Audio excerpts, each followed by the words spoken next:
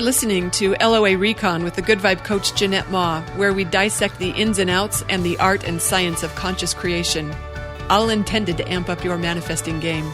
Let's have some fun together.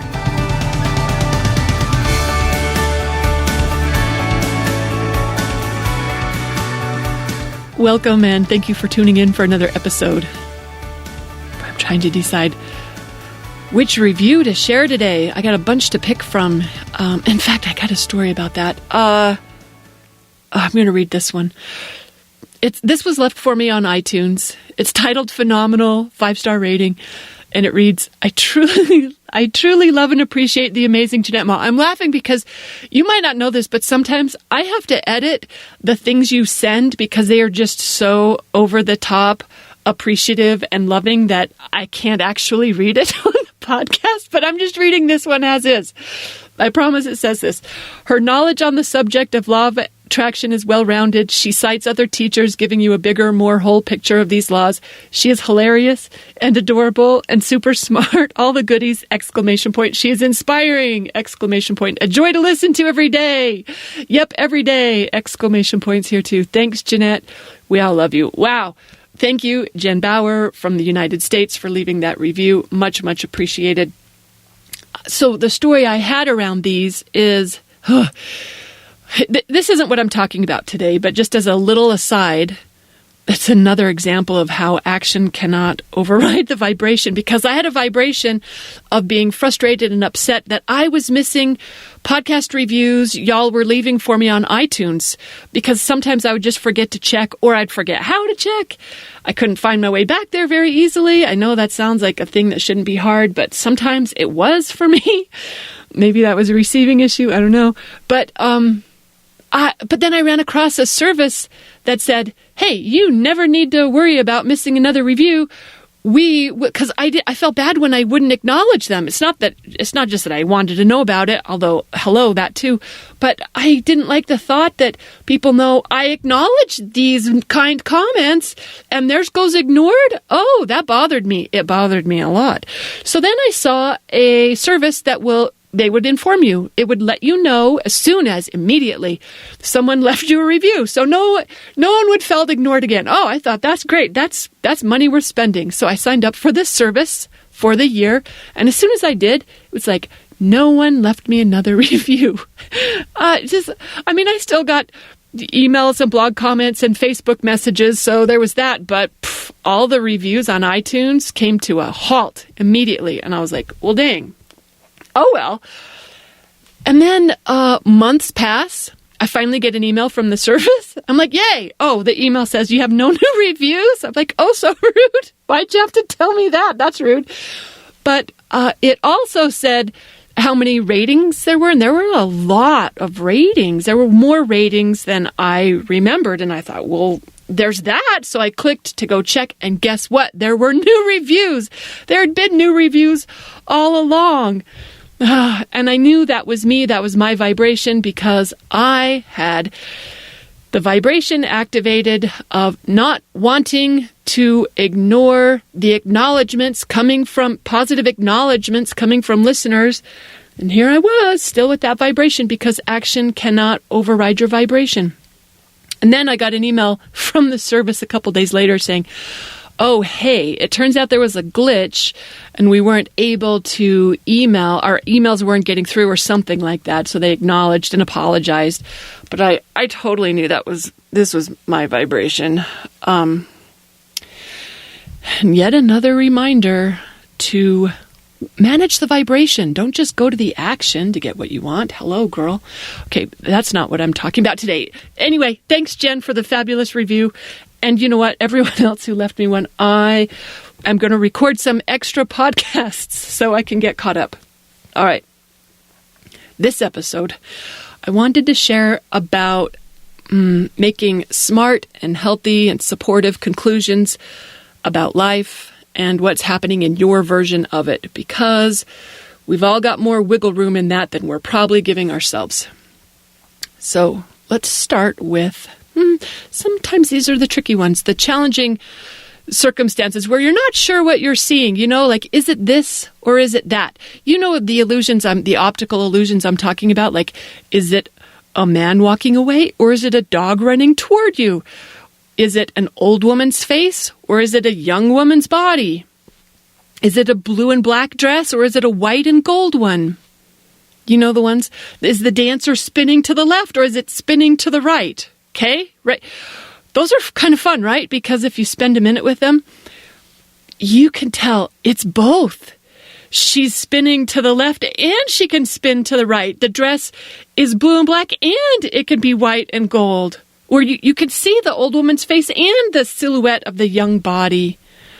Right? It's both. Or it's either. What it is it's actually dealer's choice. It's our choice. That's true no matter what we're looking at, not just the optical illusions that look like they could go either way, because everything can go either way. Everything can be anything.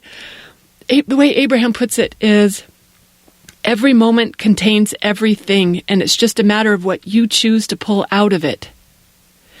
Every moment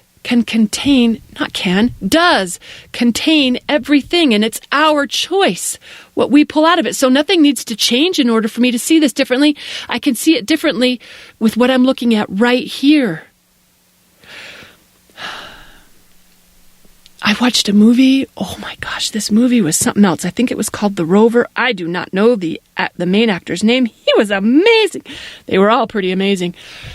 And I'm not recommending everyone go watch this movie, but wow, that final scene, I will not tell you about the movie for those who have not seen it. That final scene, I mean, through the whole movie, I'm wondering, why does he want his car back so bad? Oh my gosh, that answer was just a giant wow. Was he heartless? Was he heartless or was he heartful? You know what? It could be either way. Was that a happy ending or a sad one? Oh my gosh, it's dealer's choice. You get to decide. That's true for everything. Is it a successful, thriving business, or is it a stunted effort?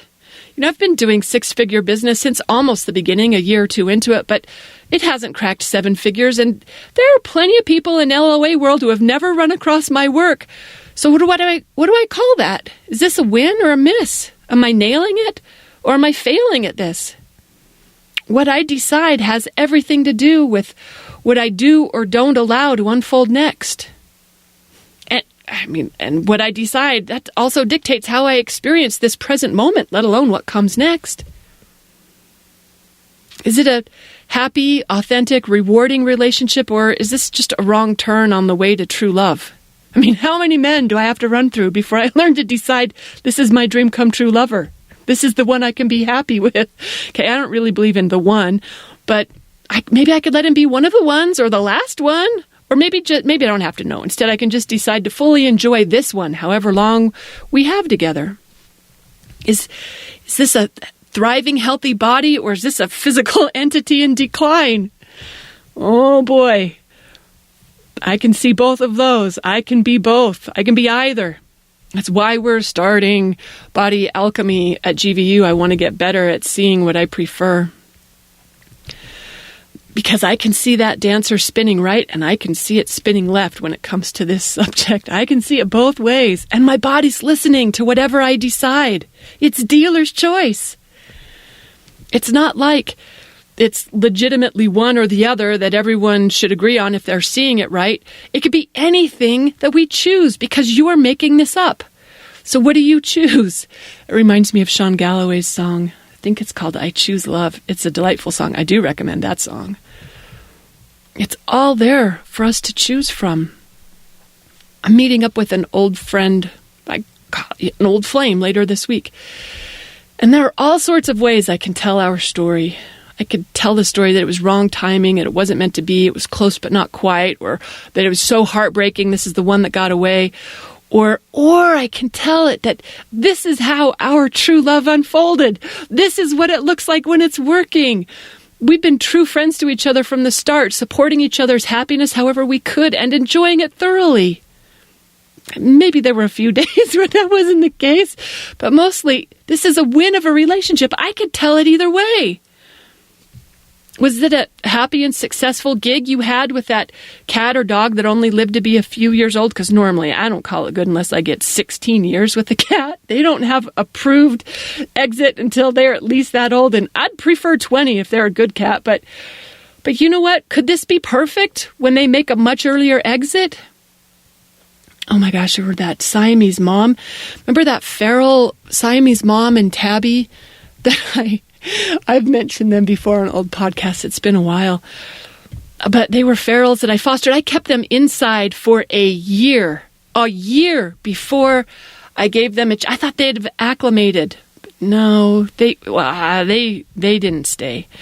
And did I fail them? Did I do it wrong? Should I have taken longer or done it different? Or was I a helpful agent of love and support in their desire what they wanted their lives to be? That one's actually tough for me. That's really tough. But it's important. It's important for all of us to learn how to make helpful choices about how we're seeing things, because this is all dealer's choice. So, look, was it a good job that you had, or was it a waste of your time and talent? Was it a smart move to that city, or was it an ill-fated choice? It's your call. Are we ruining the planet, or are we making progress? Is that person taking advantage, or is it a genuine friendship? Look, I get to color that in any way I want.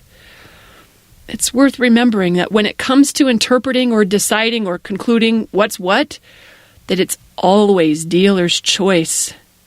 That means the dealer's making it up, and you're the dealer.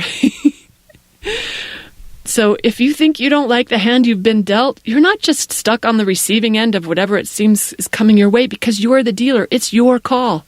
You can make a different call. And when you're willing to do that, you can deal yourself some really nice hands.